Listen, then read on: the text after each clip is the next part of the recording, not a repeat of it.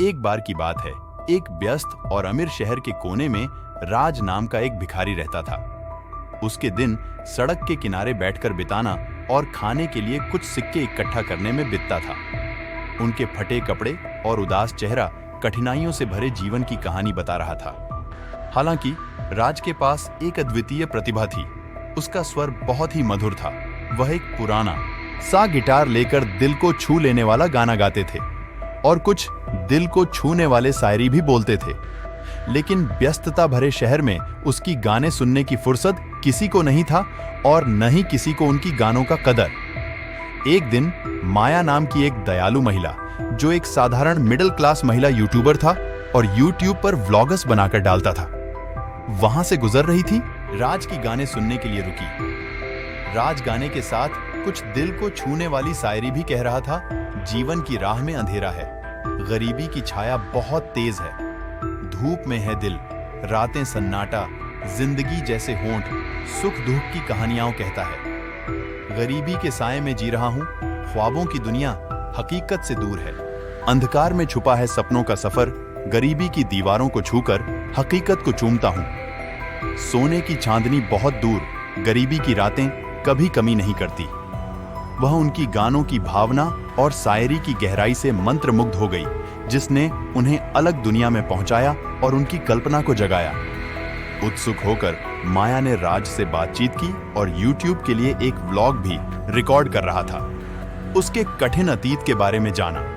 उसके लचीलेपन और रचनात्मकता से प्रेरित होकर माया ने राज की मदद करने का फैसला किया और जेब में हाथ डाला, मगर बदकिस्मती से उस वक्त उसके पास कुछ नहीं था। जो थोड़े पैसे वह घर से लेकर निकले थे, उससे उसने दोपहर का नाश्ता किया और एक लॉटरी की टिकट खरीद लिया था। उसे बहुत बुरा लगा, लेकिन क्या करे, उसके पास उस वक्त कुछ नहीं था। उसने बड़े प्यार से राज को वह लॉटरी की टिकट दिया और कहा, माफ करना, इस वक्त आपको देने के लिए मेरे पास इस टिकट के सिवाय कुछ नहीं है। मैं आपके गानों का कदर करता हूं और भविष्य में हो सके तो आपकी मदद भी। माया की बातें सुनकर राज मुस्कुराया और कहा, मैं आपकी दरिया दिली और मुसीबत के मारे की मदद करने की भावना को कदर करता हूं, लेकिन यह लॉटरी की टिकट का मैं क्या करूं, मुझ जैसे अभागी और किस्मत का मारा। क्या आपको लगता है कि मुझे यह लॉटरी लगने वाली है? मुझ जैसे अभागी के पास आकर यह लॉटरी अगर लगने भी वाली है तो भी नहीं लगेगी। इसीलिए यह आपके पास ही रखे, शायद आपका भाग्य अच्छा हो और आपकी किस्मत खुल जाए। लेकिन माया ने जिद किया कि मैं आपको कुछ दिए बिना जाना नहीं चाहता। मैं आपकी गानों से काफी प्रभावित हुआ हूं। मेरी भावना की कदर करने के लिए ही सही, यह तो आपको लेना ही पड़ेगा। भिखारी राज ने वह टिकट रख लिया और माया को धन्यवाद कहा।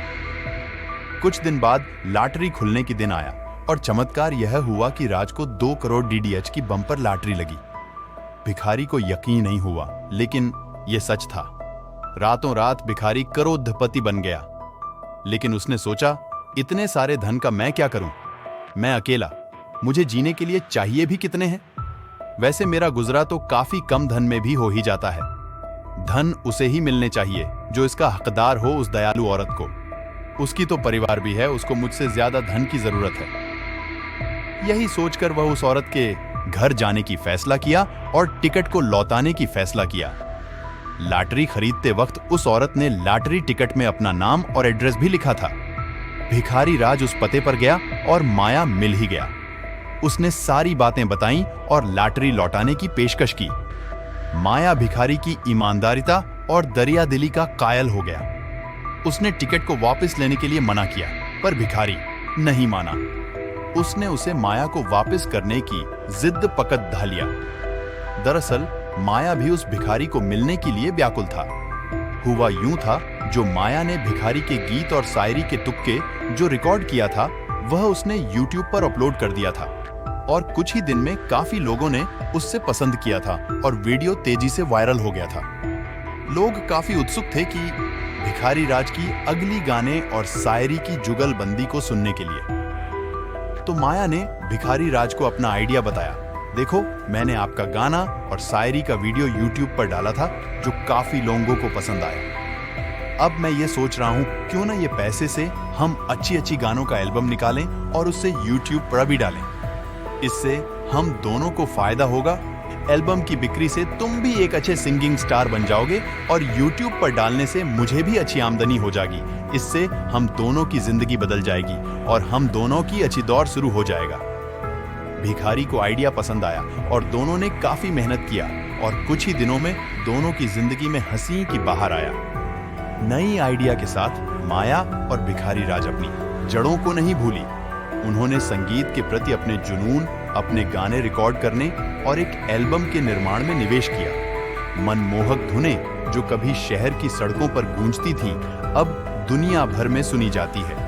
राज एक सनसनी बन गई। उसकी गरीबी से अमीर बनने की कहानी हर जगह लोगों को प्रेरित कर रही है। अब दोनों की जिंदगी बदलने लगी है और खुश भी।